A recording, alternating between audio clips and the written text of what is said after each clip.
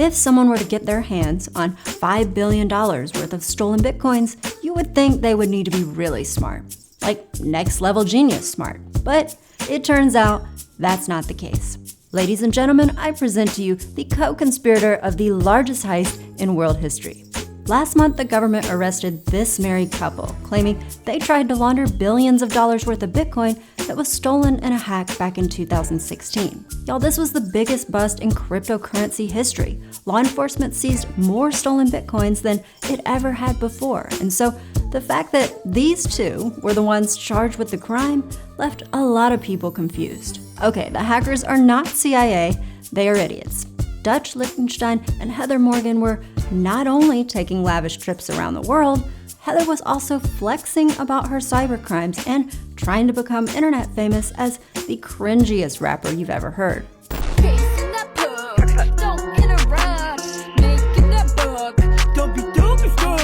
The Bitcoin crimes are nothing compared to calling this shit rap. Each video you watch on her TikTok will make you hope she gets an extra year in prison. What? Razzle dazzle! Now, not only was Heather clout chasing online while she was allegedly laundering a ton of stolen cryptocurrency, she and her man also launched a cryptocurrency company where they claim their mission is to fight fraud, terrorism, and identity theft. Okay, y'all, we're gonna dive headfirst into this crazy story. We're gonna look at the outrageous ways that this pair spent their fortune that was allegedly stolen. You'll find out the surprisingly dumb way that they got caught by law enforcement, and we'll try to figure out the big questions that are still unanswered after this arrest, like who hacked that crypto exchange and stole all these billions of Bitcoins in the first place? Could it possibly have been these two? Was it an inside job at the exchange itself? Because it wouldn't be the first time. And finally, who is actually gonna get all of those Bitcoins that the government recovered? We're gonna get into all of it, and so get your mugs out, cause we about to guzzle, y'all.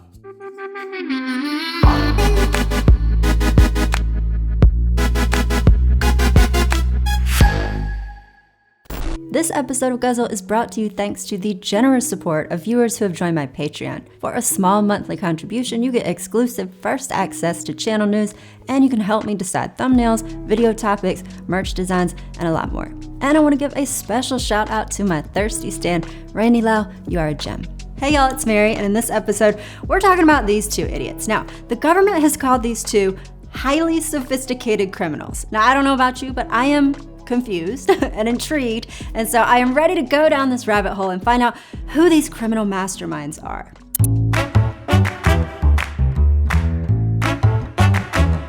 Heather Morgan is 31 years old, and she grew up in a small town in Northern California. It only had about 400 residents. Technically the smallest city in California. It's in the middle of nowhere, and because of that, growing up, I did not have a lot of friends. Because I was smart, that actually threatened people, and instead of having them try to help me, even the teachers, they instead thought that I was acting like I was too good, and therefore they were threatened by it. Lame and basic people, I like to call them sheeple, but they still creeple, want to climb up my steeple.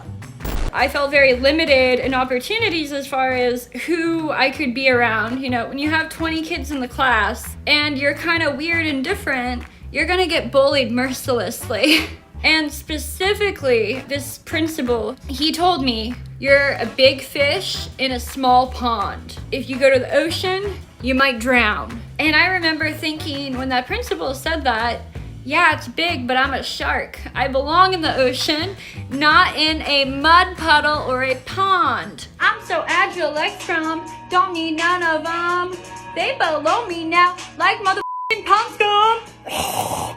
Eventually, Heather moves to San Francisco, which is the tech capital of the world, and she goes from working at a startup to launching her own company.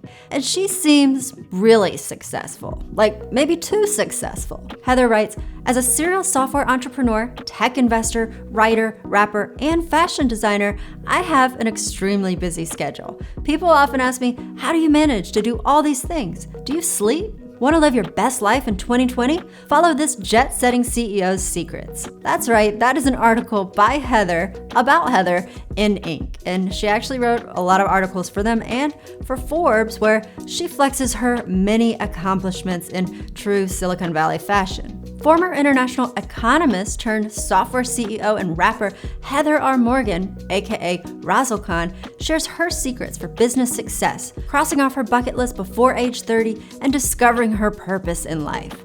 While many people save accomplishing their bucket list for retirement or for a midlife crisis, I have always believed that life was too short. Luckily, I was too weird and broke too many rules to have a normal job, so I decided to be an entrepreneur and start my own company when I was 23. I built a profitable, bootstrapped $1 million business by myself with zero connections or trust fund, and I became a trusted industry expert on half a dozen different topics. Our next guest is going to give us a few easy things we need to do to increase the effectiveness of our emails. Heather Morgan is the founder of SalesFolk, a company that helps businesses optimize their email campaigns. SalesFolk CEO Heather here, and I'm about to rip apart another crummy cold email for SalesFolk's Cold Email Hall of Shame. Heather's clients would come to her and say, look, we need to send emails to new people, we need new customers, we need to market our business. So Heather would come in and she would write these emails that sounded really authentic and that definitely got clicks and got sales and got results. And Heather knew how to send a lot of these really efficiently. You want your email to feel like a one-on-one conversation, even if you're mail merging it out and sending it to hundreds or thousands or hundreds of thousands of people. Now I want you to keep this in mind that Heather's specialty is writing these really persuasive emails as we go through and you're thinking about how they might have pulled off this alleged crime. Anyway, as a tech CEO boss babe, CEO boss bitch. Heather was also generously sharing her entrepreneurial expertise by giving PowerPoint presentations where she says she's helped companies improve campaigns 3 to 10x on average. Now, this little talk that Heather gave was called How to Social Engineer Your Way into Anything. And that's an interesting choice because the term social engineering is actually a cybersecurity term, and it means to get secret information out of somebody, not by hacking with computer code, but by using psychology, so to trick them and deceive them into giving you the secret info. For example, when a cyber criminal sends an email pretending that they're your bank and telling you that you'll be locked out of your account unless you log in through this link, and then you click it and you type in your password, now they've got your password and they can get into your bank account and drain it of all your funds.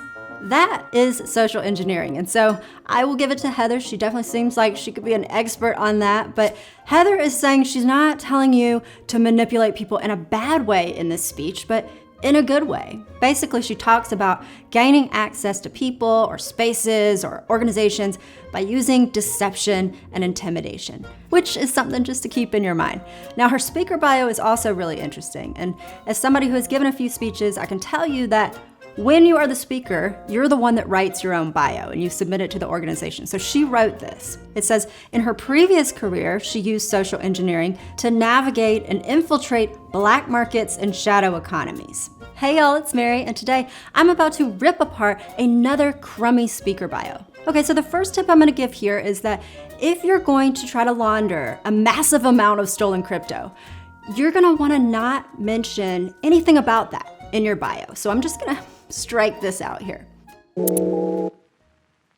Next, let's talk about Heather's partner in alleged crime, Ilya, aka Dutch as he was known, Lichtenstein. So Dutch is 34 years old. He was actually born in Russia and he came to the United States when he was 6. Dutch's dad is a mortgage broker, his mom is a biochemist at a university, and so he grew up in a wealthy Chicago suburb, according to his attorney. Like Heather, Dutch is also very smart. He's a mathlete and he's captain of the academic bowl, and he's also into tech and coding. The government said his online bio bragged about how he's been reverse engineering hardware and writing code since age 9.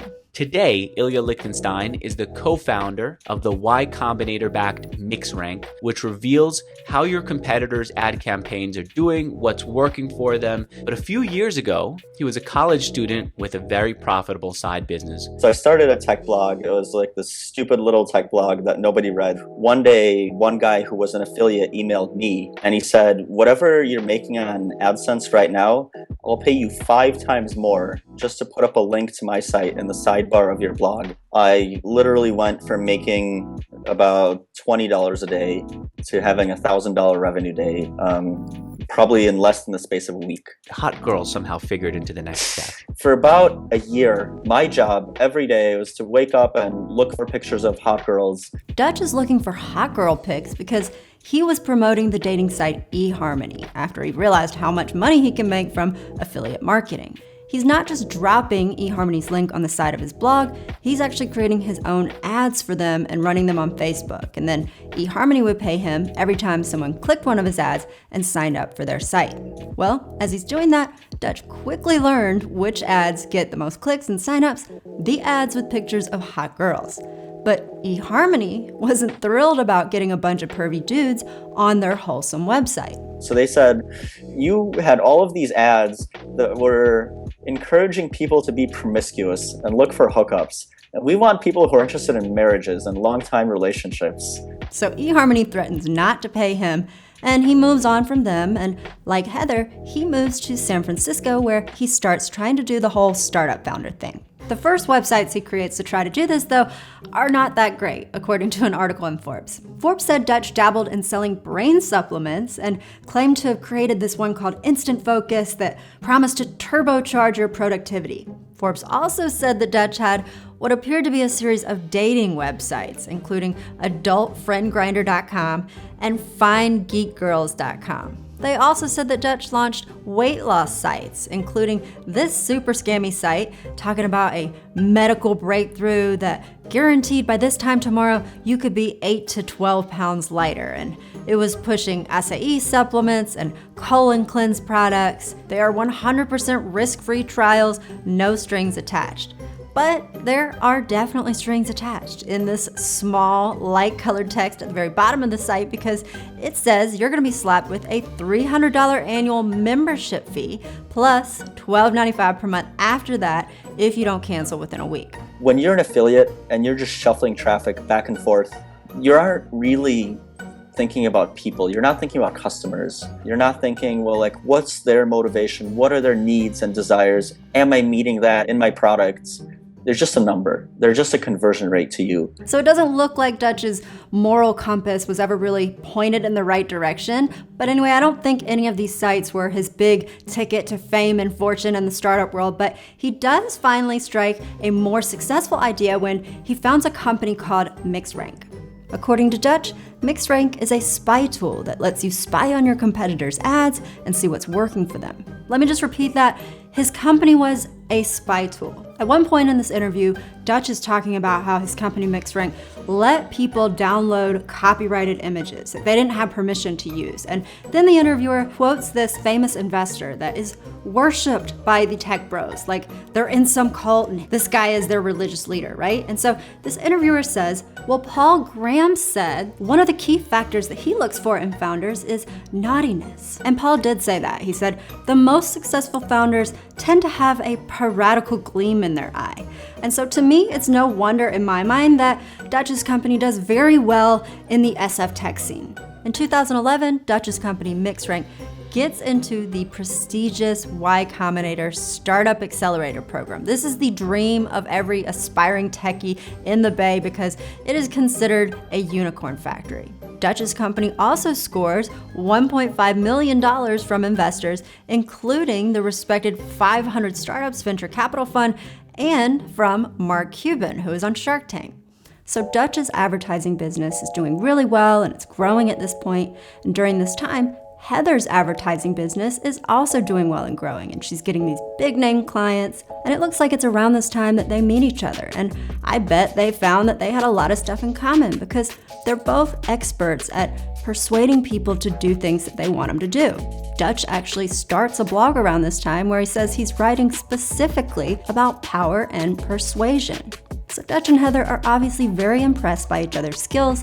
He writes a testimonial for her email business saying Heather is intense, brilliant, and laser focused. A single hour of brainstorming with Heather pays for itself immediately. Then she interviews him for her company's YouTube about how he got $1 million in sales without spending anything on marketing. I'm just looking at you because you look really hot. Like, you can keep talking. You just look amazing. Aw, that's sweet of you. So clearly they were feeling each other and, they both had these big business ambitions, but it seems like they also shared ambitions of a darker kind. Both Dutch and Heather are writing about how easy it would be for hackers to get away with stuff. In 2007, Dutch writes a blog post titled, It's amazing how fragile the internet really is. He says the most popular websites are hosted on only a few servers, usually all at the same location. A determined terrorist group could stage attacks on all of these, resulting undoubtedly in billions of dollars in financial damage. Then Heather writes a blog post in 2014 about how easy it would be for all these cryptocurrency sites to just take off with customers' Bitcoins and then disappear into cyberspace, and how there'd be no protection for customers against that fraud or against their wallets getting hacked. And speaking of hacking, Bitcoins, and billions of dollars of financial damage, Heather and Dutch are about to come into a lot of money, and their lifestyle's suddenly gonna get a major upgrade in the process. Before we move on, if you're enjoying this video, I would really appreciate it if you hit the like button down below. You can also support me in making content like this that calls out shady moneymakers by getting some dope merch, like this Guzzle mug that I designed to help you slurp up all the tea that I'm spilling here, or this Guzzle teabag sweatshirt, which is a fresh drop, and it ain't the only one because I've got a lot of new stuff in the merch shop, and you can save 15% on any purchase if you use the code GULP in the next 48 hours. You can shop at marybetsy.com/guzzle merch. All right, y'all, let's get back to the video.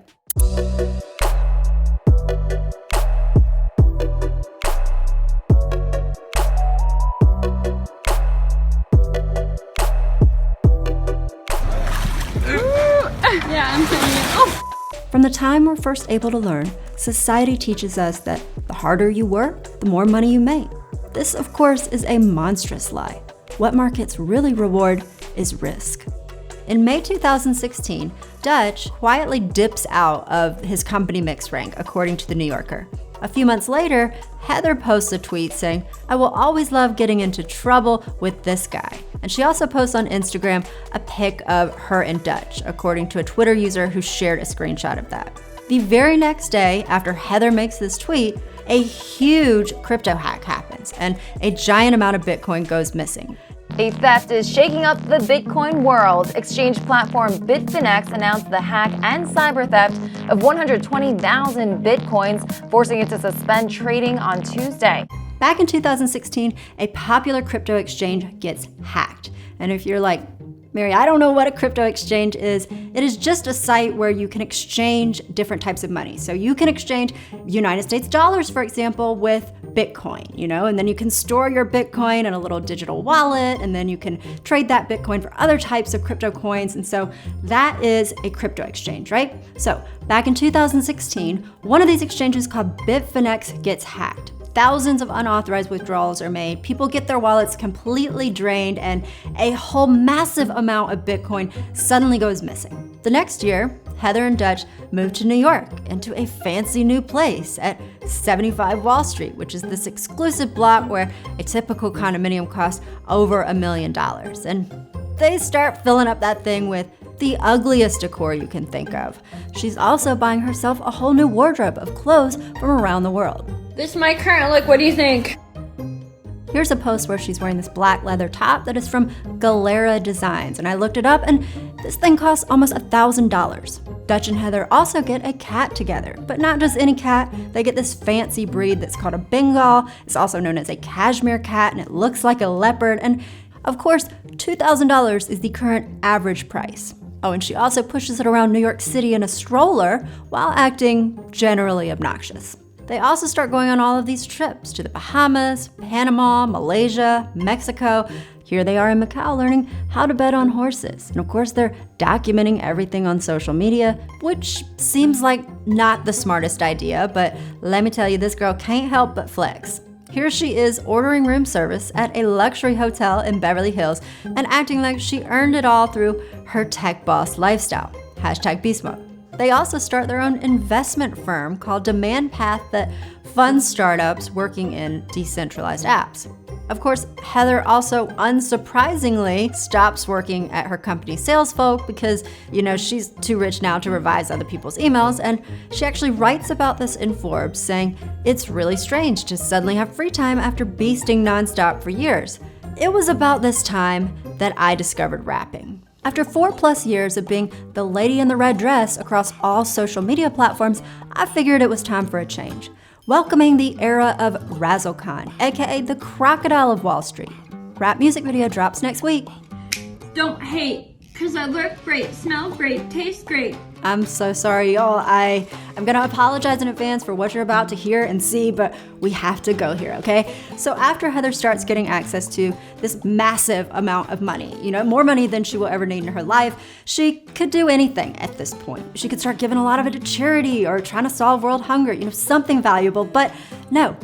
That. Like the millennial that she is, she decides she wants to become internet famous. She decides her true calling in life is, of course, to be an edgy artist with a huge following, and thus Razzlekhan is born, Heather's alter ego rap persona that's pioneered a new level of cringe that we did not even know was possible. What? Razzle dazzle!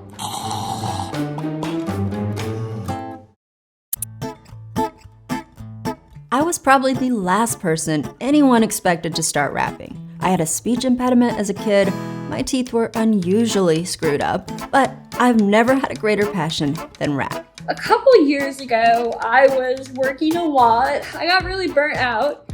I don't know, I think I was searching for something more bigger for a little while. I've always loved writing. I've been writing since I was like 4 years old, but I felt like I was in a straitjacket.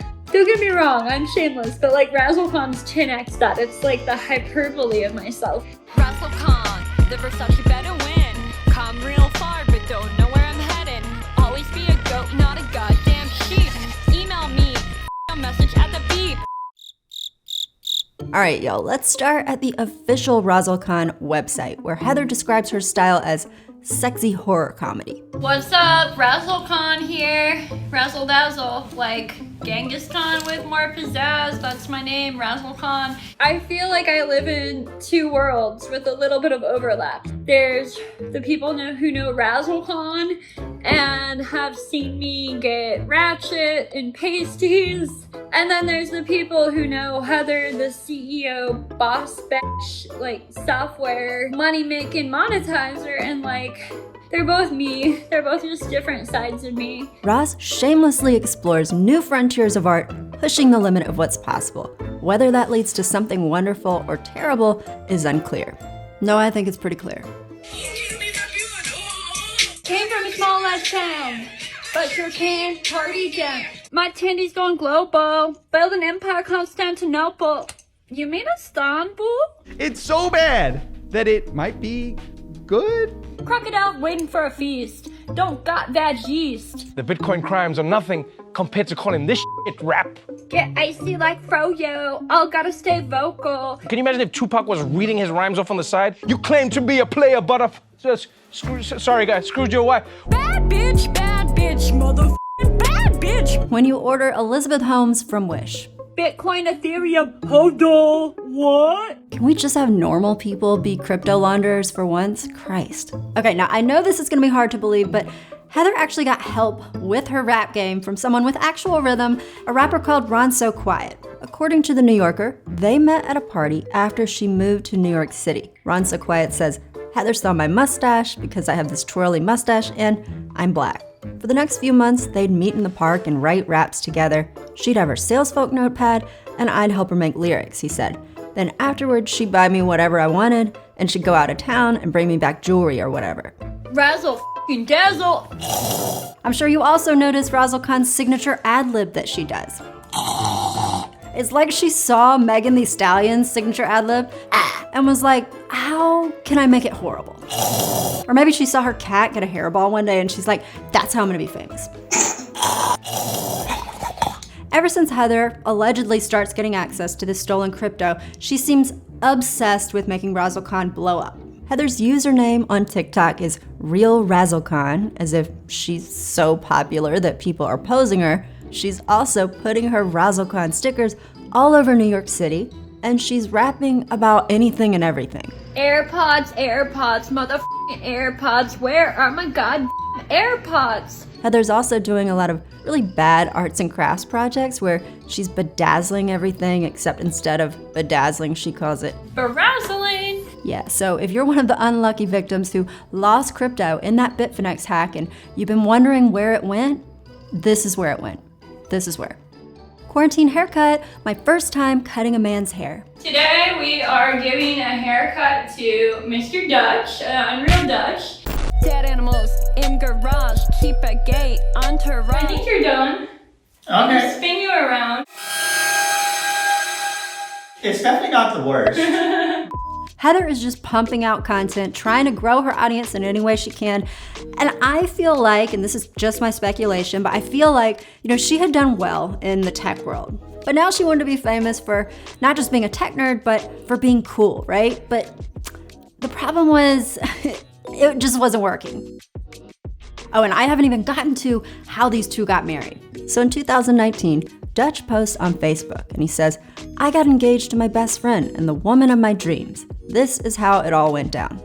Figuring out just how to propose to her was a project that took the better part of this year. This was my one shot and I had to make sure I get it right.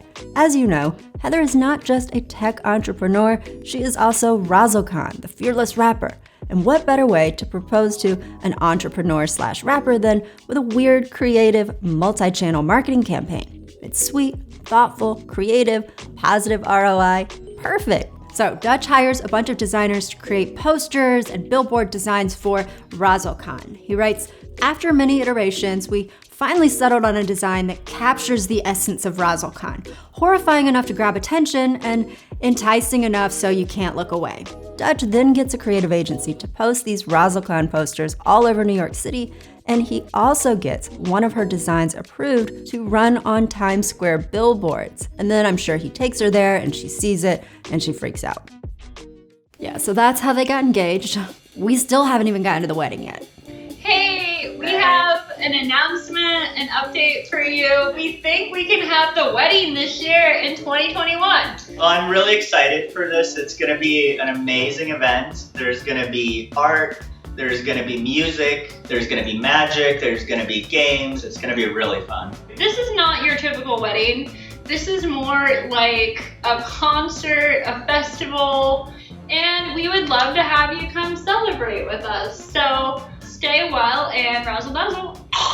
Heather and Dutch are married in late 2021 in a ceremony that is so extra, I don't even want to think about how much it cost. What is this? This is a treehouse? Oh my god, this is amazing. I did find the price of the venue that they used in LA, and it was $550 an hour with a 12-hour minimum, so that alone cost over $6,000. For her bridal entrance, Heather is carried down the aisle in a golden chariot by her friends, I'm assuming, which is enough punishment for them. But then she also subjects her attendees to a live performance of one of her raps. Turkish Martha Stewart! Woo! Turkish Martha Stewart! Anyway, now that you have had a painful review of all the dumb ways that these two were spending this money, you should know that Dutch and Heather were not just goofing off online after they struck it rich. They were also working on a new tech venture together, and you're not gonna believe what it was about. It was about cybersecurity.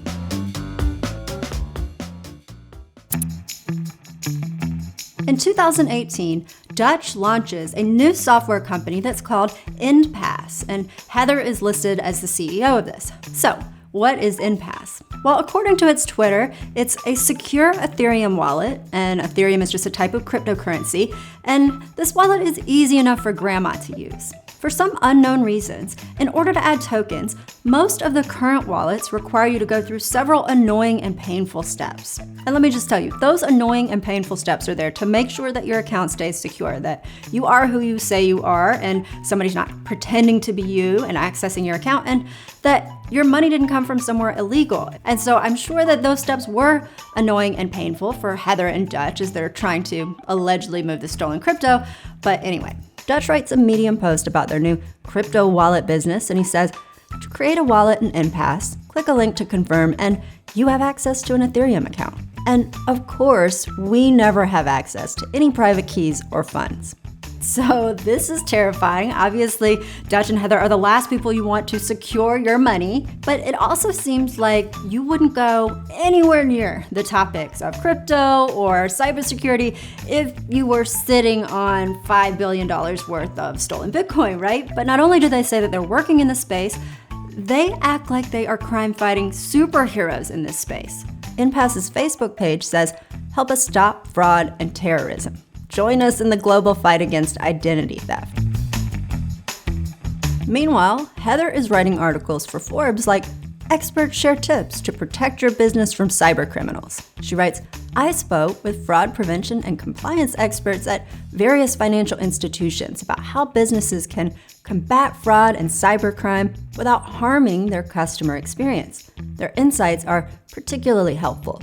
Helpful for you? Did you just write this so that you could get intel on cybersecurity practices at different companies so that, you could be planning for your next crime? Or, did Heather write this because she felt guilty for something that she did? I don't know. I just know that this is weird. And this isn't the only article that Heather writes about cybersecurity after she and Dutch are allegedly spending this stolen crypto, and she's flaunting how she's spending it online.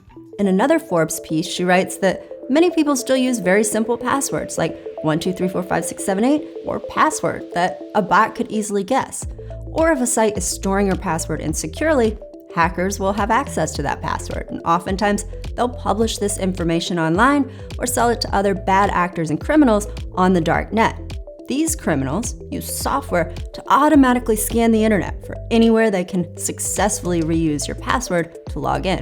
And speaking of scanning, remember that company that Dutch founded called MixRank that got all that investment money, right? Well, one of its specialties was actually scanning the internet for highly desirable data. And so here Heather is writing about how hackers can use software to scan the internet, and it's just weird. Heather writes another article about how cyber criminals were stealing IRS stimulus checks, and she outlines a ton of disturbingly specific ways that they were doing that. She says that the way the IRS verifies taxpayers' identities is fairly insecure because it asks these questions, these knowledge-based questions to make sure you are who you say you are. But a lot of that information they're asking about has already been leaked in breaches like the Equifax breach, so hackers can successfully answer those questions.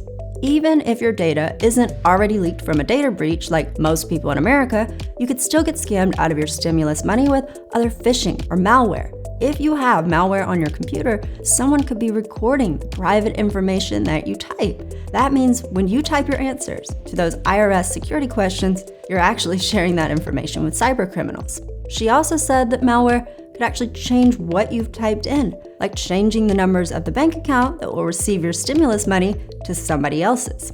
Y'all, she even has a lyric in one of her Razzlekhan raps that says, Spearfish your password, all your funds transferred. Flush you like a turd, smash you like a cheese curd. And if you don't know what spear phishing is, this is when somebody tricks you and deceives you into believing that they are somebody you can trust, like your bank or a friend, and in doing that, they get you to reveal sensitive info like your password. So this is a form of social engineering, the thing that Heather is an expert at. Gotta give a beating, blast them with a laser. Wanna see you bleeding, neighbor become invader. Plus, spear phishing is normally done through online messaging or email, which is the other thing that Heather is an expert at, sending strangers emails that win them over. So clearly Heather had some skills that would come in handy for laundering $5 billion worth of crypto. Then we've got Dutch's background in coding, plus his startup that got all this funding for being a spy tool, and the fact that he obviously did not care about being honest and not scamming people. And then both of them are also highly connected and perceived as successful, trustworthy players in the tech world, right? So now that you know all of that background, let's talk about how Heather and Dutch actually got access, allegedly, to all of this stolen crypto and how they got busted for it. This episode of Guzzle is sponsored by me and my big video course. This is an online course that I spent 2 years making that teaches you how to make professional looking videos, even if you are a beginner at the moment. As a total beginner, the first half was like, whoa, super intriguing, all the the tools that I need to know. And then the second half was like leveling up. Not a single person I found except for your videos explains how to go to the next level. And I know what you're thinking. You're thinking, girl, why would I ever get a course when there are so many free tutorials on YouTube? But look, YouTube ain't perfect. This person's gonna clickbait you. This person is gonna ramble so much. This person is talking way over your head. Now you gotta go look something up, and unlikely animal friendships. It's only gonna take a second. Now I'm fortunate enough to be able to use the course as opposed to Google. Super structured, which is really nice. So if you don't know where to start, it's scaffolded really well. Was there anything that you felt was confusing or lacking or could be different to make the course better? No, I mean, I love the way it's laid out. I just think it's incredibly well done. It's like blown my mind almost. You can learn more about the big video course at marybetsy.com/BVC, and you can also save 10% if you use the code VIDEOPARTY in the next 48 hours. All right, y'all, let's get back to the video. Now I'm gonna try to explain how Dutch and Heather pulled these crimes off according to the allegations and the charges against them by the government. Now, I just wanna say up front that I am not a crypto expert, I am not a cybersecurity expert, and look, this is just complicated. Just look at these flow charts, okay? This is a mess. But I've done a lot of Googling, a lot of reading, and so here we go. Remember back in 2016, Heather tweets about how much she loves getting into trouble with Dutch, and then the next day, that big crypto exchange, Bitfinex, gets hacked and a ton of Bitcoin is stolen and goes missing. Well, guess where all of that stolen Bitcoin got transferred to? It went into a digital wallet that was controlled by Dutch. So now $5 billion worth of cryptocurrency is sitting in this one wallet. We're gonna call this wallet Big Fatty to make things easy. So now that all this money is in Big Fatty, they can't just take that money out of that wallet and then swing by the bank and make a deposit because that's gonna look a little sus, right? So to get around this, Dutch and Heather need to break this money up. They need to break it up into really small chunks. They need to pass it through a whole bunch of different accounts and make it look like it's coming from all these different people so that by the time they start depositing small chunks into their account, nobody knows that this money came from Big Fatty with $5 billion worth of stolen crypto, right? So to do this, Heather and Dutch go on a little shopping spree on the dark web. If you don't know what the dark net is, it's like that shady dark alley in the internet where if you wanted to buy something illegal, that's where you would go, right? But it's not on a map, there are no signs to it, you're not gonna find it on Google, you've gotta have special software to get there, and once you're there, you gotta watch your back because it can be really dangerous. So that is the dark net. So Dutch and Heather go to the dark net and they go to a site that's basically the Amazon of the dark net. It's called Alphabay. So this is a site where you can buy and sell illegal stuff like drugs or weapons or fake IDs and hacked bank accounts, right? So it looks like Dutch and Heather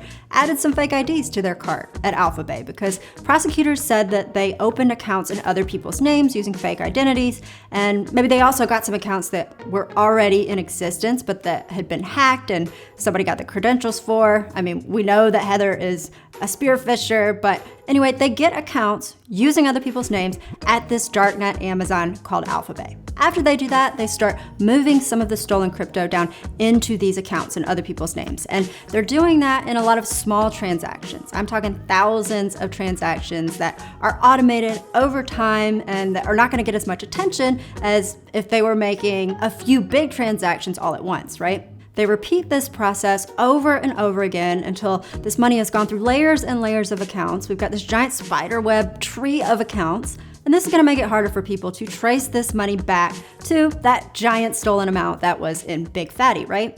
Now, as they're moving this money down through all of these different accounts, they are running into some roadblocks because prosecutors say that when one of the crypto exchanges asks them for more information to verify their identity, Dutch and Heather just don't respond. They just ghost them completely, which is suspicious. And so, of course, when this happens, the crypto exchanges will flag their accounts as suspicious and they will freeze them. When these accounts get frozen, they can't use them anymore. And some of the accounts have money in them, like lots of money when they're frozen, and then they just have to abandon it. Now, with some of the accounts, Heather and Dutch are able to pass money through them before they get frozen. But either way, once an account is frozen, a lot of times the crypto exchanges will report that suspicious account to law enforcement. Now at that point though, law enforcement may not have enough info to know that Dutch and Heather are behind these accounts. They might just know that these accounts were being used for shady purposes. Remember, your best self is always your real self. Razzle dazzle. Aside from having problems verifying their identity, they're also having problems explaining where they got this money from. So for example, they tell one of these crypto exchanges that this money came from investments. And the exchange is like, okay, cool. Just can you give us a statement, a bank statement, investment statement, and then we're good to go. And Dutch and Heather never respond. So again, they ghost them. And again, the account gets frozen. But despite having all of these issues with frozen accounts, Dutch and Heather are able to get a good chunk of this stolen Bitcoin down to themselves, according to prosecutors. So eventually it makes its way down through all these accounts into accounts that are in their names and in their businesses' names so that they can actually spend this cash. Now, of course, when they deposit that money into those accounts, they've got to tell more lies about where they got it from. For example, one of the accounts is in the name of Heather's email business, Salesfolk, and she tells them, I got all this Bitcoin because, I'm a progressive tech company, and so I accept cryptocurrency as payment from my techie clients. And so you see that $130,000 payment right there? See, that was for advertising services that my company did for this business in Hong Kong. Even though that business doesn't have a website and it doesn't look like it has any legit business operations, it just looks like a shell company, but that's what that payment was for. They've also got an account that's in the name of their new business, InPass, that little digital wallet that's so easy grandma can use it. So they're putting money into that account, and prosecutors say that wasn't used for a legit business. It just got the stolen Bitcoin plus a taxpayer loan for $11,000 because they got a PPP loan during COVID. So how then does the government end up busting them? Well, remember that darknet Amazon that was called Alphabet, where Dutch and Heather got accounts so that they could funnel the stolen crypto through them? Well, in 2017, law enforcement shuts that site down. And when they do that, they confiscate the server with all of the data from Alphabet. As they're going through the data, they see all of those accounts that Dutch and Heather got at Alphabet, and they're like, okay, if these accounts are on the darknet, they were probably used for something illegal, and so they want to trace any money that went through these accounts, and so they start tracing it through the spider web of accounts that these two set up, and eventually they end up at accounts that are tied to an IP address in New York. And that IP address belonged to two idiots that I bet they never expected to find. When Alphabet went down, they instead sent some of the stolen Bitcoins to a darknet marketplace called Hydra, a Russian language darknet marketplace. It's the largest darknet marketplace ever to have existed, and it's still active today. The fine merchants at Hydra will swap out your stolen crypto for cash, but unlike those pesky exchanges that ask too many questions and that hand your records over to law enforcement, here's a Hydra seller that will hide your cash at a secret pickup location, and the treasure itself will be dug into the ground 5 to 20 centimeters deep. Black market baby, not a wannabe. Flunk the spelling bee. Then, at the start of 2021, these two get a notice from their internet service provider saying, hey, we've had to give over some records to the government about your online activities. And so Dutch and Heather should know by this point they're being investigated. But they don't seem too worried about it. Here's Heather asking if anybody wants an invite to her berazzling party. Now, one reason she might seem so chill is because remember those records that the government got about them? They're just about their online activity, and no sophisticated high-tech cyber criminal is going to save incriminating information about crimes they've committed on the internet, right? They're gonna do that offline, and so maybe that's why they're not freaking out after this. Then again, there are some big changes that start happening after this search goes down. So suddenly, a lot of withdrawals are being made from that stolen Bitcoin in Big Fatty. So maybe Dutch and Heather were trying to access those funds to bounce, or it could have also had something to do with the fact that the price of Bitcoin went way up around this time. So look, here in 2020, the price of Bitcoin is about $7,000. But fast forward only 1 year, and it's above $63,000. So that could have been another big incentive to cash this Bitcoin out while it was high.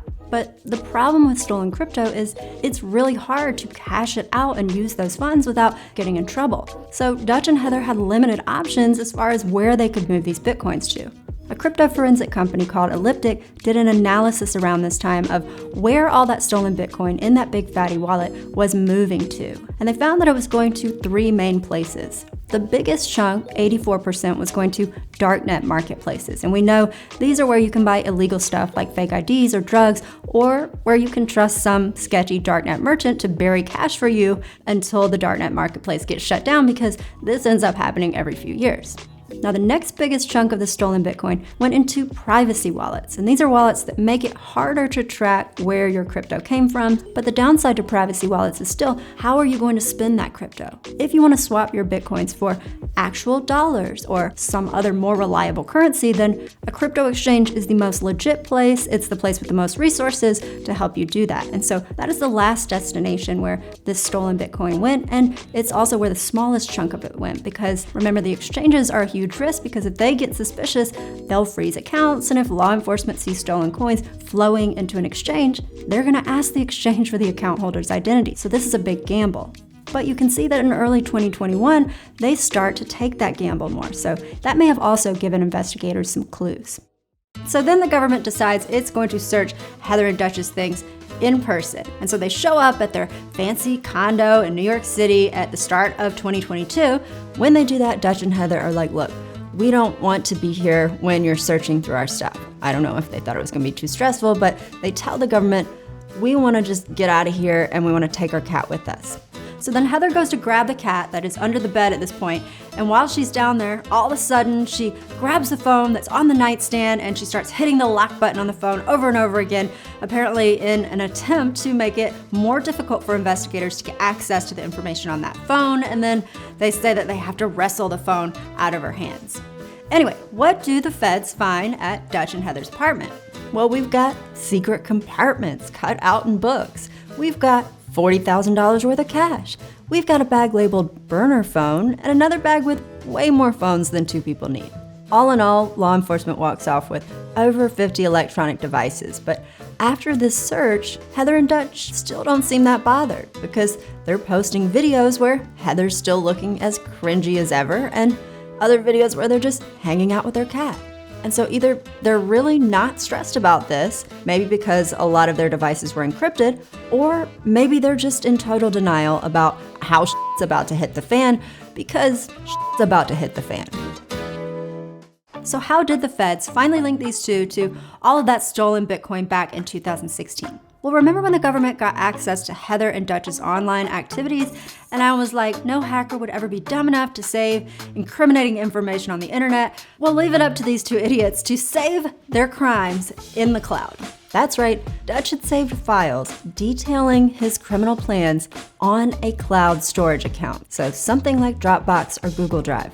Now, it wasn't easy for the feds to access those files, though, because they were secured with a super strong encryption algorithm and a password that was so long, it would take a lifetime for a typical hacker to crack that password, even if they had a ton of resources. But I guess don't mess with the United States government, because at the end of January, about a year after they initially accessed these online files, they are finally able to decrypt a file on there that gives them access to that big fatty wallet where all of that stolen Bitcoin went in the first place back in 2016. At that point, the government's like, oh snap. And they're like, we're just gonna take this money. So it takes all of the crypto that is still remaining in that big fatty wallet, which actually is most of the crypto that was stolen. Also, remember all those other accounts that Dutch and Heather funneled the money through, and remember how a lot of them got frozen? Well, Dutch had to keep track of that big spider web of accounts, and the feds found a spreadsheet where he had everything listed: the accounts, the login information, the status of the accounts, like which ones had been frozen and which ones were already empty. Now, when the government takes possession of all that crypto that was in Big Fatty, because this is cryptocurrency and crypto's on the blockchain where all of the transactions are transparent, people can see this and it gets noticed. And when it happens, a lot of people assume that all this money was moved by the hackers who stole it. But Dutch and Heather know that that's not true. And so at this point, they must have known that the government hacked into their files and that they got this money and that they were screwed. We're back with a wild story involving allegations of multi-billion-dollar theft, cryptocurrency, and a years-long FBI search. Tonight, the biggest Bitcoin bust in U.S. history. The FBI has seized $3.6 billion in stolen cryptocurrency. Holy shit, $4.5 billion. 31-year-old Heather Morgan, also known by her rap name Razzlekhan, and husband, 34-year-old Ilya Dutch Lichtenstein, arrested by the U.S. Department of Justice in connection with a 2016 hack of a virtual currency exchange. Cryptocurrency is supposed to be anonymous. And if the FBI can trace Bitcoin to someone who might have stolen it, what's to stop them from tracking innocent people who are just using Bitcoin to buy heroin and automatic weapons. This is scary stuff. Cryptocurrency is not a safe haven. We can and we will follow the money no matter what form it takes. What a time to be alive. Ladies and gentlemen, I present to you the co-conspirator of the largest heist in world history. God, there's so many pieces. This is a nightmare. Oh my God, none of them fit. I think we're missing half the puzzle. What the? Yeah! After these two are arrested, the court has to decide, do they want to lock them up before the trial or are they going to release them? And at first they decide they're going to release both of them. So they decide that they're going to give a $5 million bond for Dutch and a $3 million bond for Heather. They also order them to stay at home and to wear ankle monitors with GPS tracking, and they tell them they're gonna have restrictions on their internet usage. And that's when the government is like, hold up, this is crazy. These people should definitely be locked up. So the government files an emergency motion, and then a few days later, there's another hearing to revisit this, and the government's like, look, these two are a serious flight risk, and here's why. First, they say they think that Heather and Dutch have access to a lot more money that they just haven't found yet. Because they say, look, we know that we took all of the money that was left in that big fatty wallet, but that doesn't account for everything that was stolen. They said, we can see that over $300 million worth of crypto has actually been taken out of that big fatty wallet and put into other wallets that we haven't been able to access yet, but we bet we know who controls them, these two. The feds also said that they found other wallets in Dutch's files that they couldn't access yet. So they argue these two could take off and they would have access to hundreds of millions of dollars worth of crypto anywhere in the world at the least, because we don't even know how much they have because we're still decrypting all these files. The feds also said that Dutch and Heather were making getaway plans because in 2019, they took a trip to Ukraine for 1 month, and during that time, you know, that little spreadsheet that Dutch has in the cloud with all of those shady details, well, that gets some updates. Specifically updates about how to launder money and get fake IDs through Ukrainian connections, like how to get passports customized with your photo, or how to pick up packages from post offices in Ukraine without being recorded by the security cameras. The feds say they also get packages delivered to them while they're on this Ukraine trip. One of the packages was from a vendor on that darknet Amazon that was selling debit cards. How do the feds know this? Well, because the tracking numbers for those packages are all listed in Dutch's spreadsheet. And while they're in Ukraine, Heather is also posting about the trip on social media because if you want to pick up packages anonymously, it's a great idea to post on social media where you're at. Anyway, the feds also pointed out that because Dutch is from Russia, he had dual citizenship with Russia and the United States. And that's important because Russia doesn't extradite its citizens to the United States. It doesn't send them back if they've been charged with a crime here. So the feds are like, look, if this dude gets to Russia, we're screwed. Plus, he and Heather are married, which means she could also get Russian citizenship. The feds also argued that if these two were released, there was no way that the court could make sure that they stayed home and that they stayed off the internet. They argued that these two were super tech savvy. And so, yeah, about that ankle monitor with the GPS, well, we found notes in their stuff that say they know how to swap out things in devices and get around GPS, so like that's not gonna work. And you think they're gonna follow the court's orders? Obviously, they do not care about the rules, so this ain't gonna work. So after prosecutors make all of these arguments, what does the judge decide? Well, they decide that Dutch is too much of a risk, and so he gets locked up, but they end up releasing Heather. So that's the situation for now. These two are split up before this trial, but let's talk about what the possible outcomes of this arrest could be. Now, as far as what could happen to Heather and Dutch, they were charged with money laundering. So they were charged with trying to make money that was gotten by illegal means look like it was gotten by legit means. So they were trying to make dirty money look clean, or they were trying to wash it or launder it. And so that's why they're charged with money laundering. If they're convicted of those charges, they could serve 25 years in jail. One thing's for sure though, all those Razzlekhan music videos are not gonna help Heather and Dutch's case. Like a fart, know what the best part? What red? Fakes always tend to fall apart. Motherfuckers. My condolences to the jury pool members who will undoubtedly be forced to watch this video over and over again. I'm gonna be honest, I feel like the defense could submit this and be like, Your Honor, clearly my client is insane. The catfishing queen, my my tracks always clean. Social engineered. Meet me at the pier. Sure do love to troll. Show me your egg roll. Some say I'm too cruel, but I need a mule. When Heather says she needs a mule, she needs somebody to help her launder money. Because a mule is somebody who's on the very bottom of the cybercrime ladder. So they're often some naive person who's looking online for a quick buck, and maybe they click an ad that looks legit saying make money online, and then they're going to take payments of the stolen funds, and they're going to take those funds and put them into their bank account. Then they're going to withdraw the cash and funnel it back to the person who hired them. And so here Heather is rapping about needing a money laundering mule, and I'm sure prosecutors are going to love blasting her beats to the jury at trial. I said I'm not f***ing sorry. Now, it's important to know that the government did not charge Heather and Dutch with the actual hack back in 2016. They also did not say they didn't do it. Perhaps it's because the people responsible for the hack are somewhere outside of the reach of US law enforcement. So maybe they're in a country that doesn't cooperate with the United States and send people back when we've charged them with a crime. Some people also understandably question whether Dutch and Heather were really smart enough to pull off the hack themselves, especially on the technical side. Dutch wasn't the best coder in the world. I mean, here he is writing about how he really doesn't even enjoy writing code. The skills necessary to hack an exchange are quite different to the ones that are required to launder a huge amount of cryptocurrencies. There is, however, some circumstantial reason to believe that the couple could have been involved in the hack itself, and that the Department of Justice just didn't have quite enough evidence to charge them with more than money laundering. We often see this. We see different actors engaged in a theft or the actual cybercrime, and then a different set of actors engaged in the actual money laundering. And so next, let's look at that possibility. Were they involved in the original hack? Let's try to figure it out.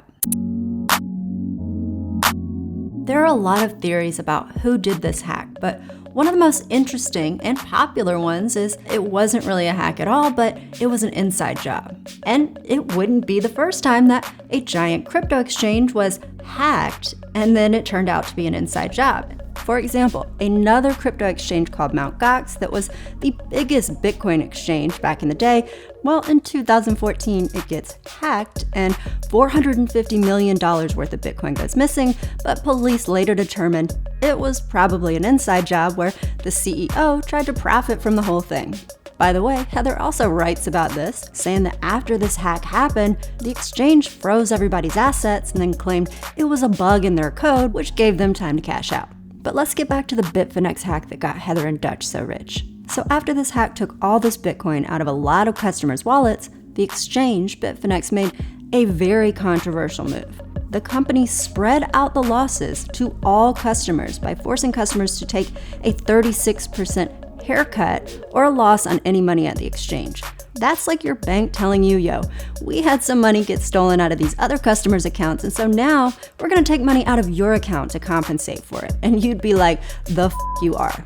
Hello everyone, I'm Paolo Arduino, CTO at Bitfinex. In early August 2016, Bitfinex systems were subject of a breach for 119,000 Bitcoin.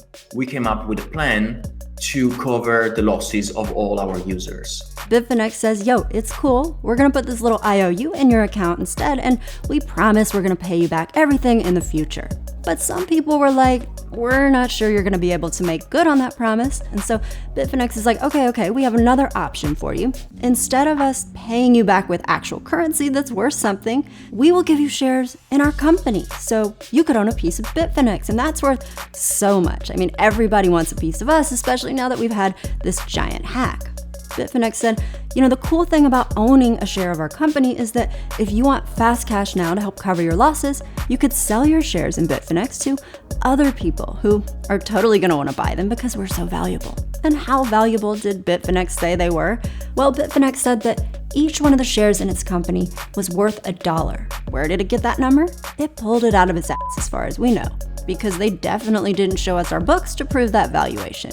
Bitfinex fails to perform promised audits. Instead, they have a shareholder meeting and tell everyone it's all cool.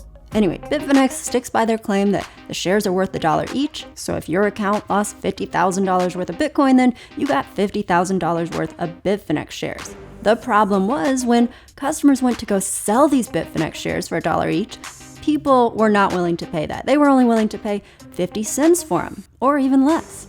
I see the price now is 35 cents. Does this mean I'm going to lose even more money? Yes, it does.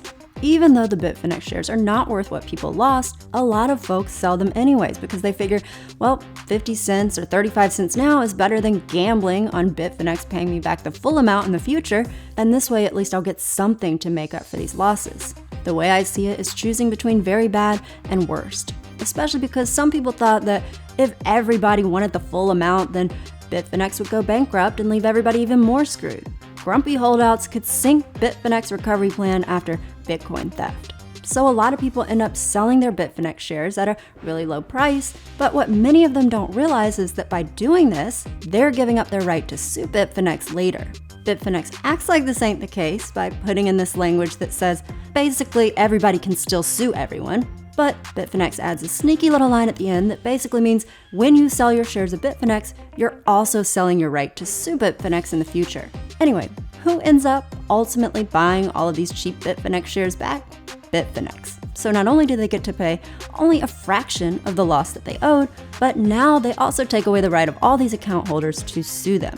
Not to mention, Bitfinex is collecting fees every time someone's selling one of their shares, and so now this massive debt that they had from this hack looks way smaller. Suddenly their books look a whole lot better, and now they have enough cash to pay back all those grumpy holdouts, the account holders who were like, no, we don't want shares of your awful company, we'll take actual payment. In the end, it only takes 6 months before Bitfinex bounces back and declares everything's fine, everyone's all paid back, it's all good about that hack, and we're totally back to normal. We made all our user base whole. We paid back our debt. And we became again the top trading firm in the crypto space in the world. This is in my opinion, one of the most beautiful stories we have in crypto. Is a story of a company that was brought down to its knee and then came back stronger than before. So when all this happens back in the day, one Reddit user remarks, what if Bitfinex magically finds that the hack coins are returned, i.e. they were never really stolen? Then they effectively pocket the 90% difference. This was actually a cleverly thought out scam. Well, here we are in 2022 and the hack coins have suddenly been found. And now that the government wants to return them to their rightful owner, everybody is laying claim to the $3.6 billion Bitcoin bag from the hack. And guess who is claiming they deserve that bag? Bitfinex. Bitfinex believes it has already made investors whole. The crypto exchange now plans to establish its rights to the stolen Bitcoin. To follow the developments of the story on the path towards getting this Bitcoin back home to Bitfinex, please follow Bitfinex social channels. Thank you very much, everyone. Thank you for your support.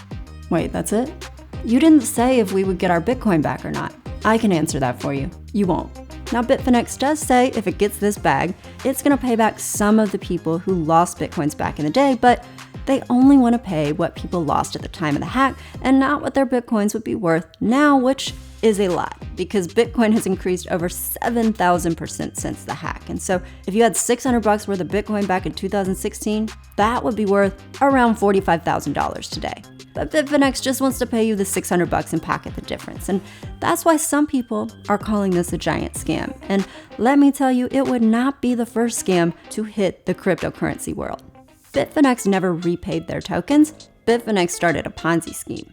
This was written by a writer on Medium who investigates Bitfinex, and they also point out that Ponzi schemes are not new to Bitfinex, seeing as their founder tried to create one. Here's a post on an old Bitcoin forum where that founder is actually pitching a Ponzi scheme, but here is a post a couple of months later where they're announcing the launch of Bitfinex Beta. Not to mention, Bitfinex is controlled by the same people as the cryptocurrency Tether. Many people also think that's a Ponzi scheme, seeing as Tether's been fined for lying about its reserves. Here's the real truth about Tether. The irrefutable truth is that Tether tokens are 100% backed by Tether reserves. Today we need to talk about Tether. Tether is suspicious, maybe it's not fully backed. They're creating more out of thin air and then using that to buy and accumulate Bitcoin. Because there is no transparency in Tether, that's the problem. And it's probably not surprising that both of these entities are being sued in a massive lawsuit for manipulating the crypto market to get rich. Another fun fact is that one of Bitfinex's big shareholders is a convicted crypto criminal. China's crypto king pleads guilty to laundering $480 million for online casinos. That dude is good buddies with a guy named Charlie Shrem. Here they are both speaking at a crypto conference back in 2018, and these two have a lot more common in that because Charlie actually used to be the CEO of a Bitcoin exchange until he was charged with laundering $1 million through Silk Road. What was Silk Road? It was the OG original darknet marketplace that was shut down in 2013, and then the next year popped up Alphabay, the site that Heather and Dutch used. And speaking of Heather, here she is talking about how life's taken her down this Silk Road, which I'm thinking might have a double meaning. Oh, and as I've been making this video, another crypto exchange called BitConnect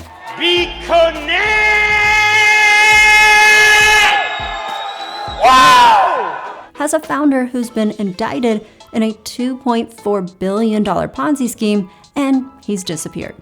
So clearly, there's a theme here of crypto exchanges and Ponzi schemes and inside scams going hand in hand. Always be misleading, can't trust a failure. The ones who compete and always need a favor. Who needed a favor? Does that mean Bitfinex needed a favor? Y'all let me know what you think in the comments. But for now, I want to look at Dutch and Heather specifically and how they might have been connected to that 2016 Bitfinex hack. So first, let's talk about the fact that Bitfinex was founded in Hong Kong in 2012. Guess who else was in Hong Kong in 2012? Heather. She actually lived there, and she was working at the Hong Kong University of Science and Technology. And she writes in a blog post that when she was living there, she went out almost every night networking. Here she is going to an event with a speaker in economics. And Hong Kong is pretty small. I mean, the smallest state in the United States is Rhode Island, and it's twice as big as Hong Kong. So it seems possible that Heather could have rubbed shoulders with some of the people connected to the founding of Bitfinex back then. Heather has also publicly spoken out against Bitcoin. So in 2014, she wrote this blog post saying basically that crypto is a scam. She said, "We don't know where the people who run these exchanges even are because they have virtual offices." By the way, guess who won't tell you where their offices are? Bitfinex. Somebody actually flew to Hong Kong to try to find them, and Bitfinex's registered address was a construction site without tenants or signage. But anyway, let's get back to Heather and Dutch. The day after Heather writes that blog post about how crypto's a giant scam, here she and Dutch are on a first-class flight to Hong Kong, where Bitfinex supposedly has its office and where it was founded. The next month, Heather is tweeting about Bitcoin using the hashtag Innovation Forum, which is a big conference in the Bay Area where you're supposed to be able to meet senior executives from big financial players. All these things make you wonder, were Heather and Dutch mingling with insiders at Bitfinex? Is that how they maybe got some inside information to pull off the hack? Or maybe they were conspiring with them from the jump? This is all just speculation, but then remember that article that Heather wrote with expert tips on how to stay safe from cyber criminals. Now for this article, she interviews somebody at a company called BitGo. Now, what is BitGo? BitGo is a company that partnered with Bitfinex, the exchange that gets hacked, and it wasn't just any partner. It helped Bitfinex make wallets that were supposed to be super, super secure. Bitfinex actually said they would be impossible for people to hack, but that turned out not to be true because those were the exact wallets that ended up getting their Bitcoin stolen. And here Heather is talking to somebody from BitGo on the record in a giant publication. Now, none of this proves that Heather and Dutch were actually the ones that committed that hack back in 2016. These are all just circumstantial details, but they're very interesting circumstantial details, right? But ultimately, there are still a lot of unanswered questions, things that we don't know from this. However, do keep in mind that the police are still decrypting Dutch and Heather's files, and so they may uncover some new details and drop some more bombshells in this story in the future. I hope, if you ever feel like you're not sure what to do with your life, just know that you're not alone, and know that you can do it. That's it for now. Be sure to follow to see more videos. Razzle dazzle.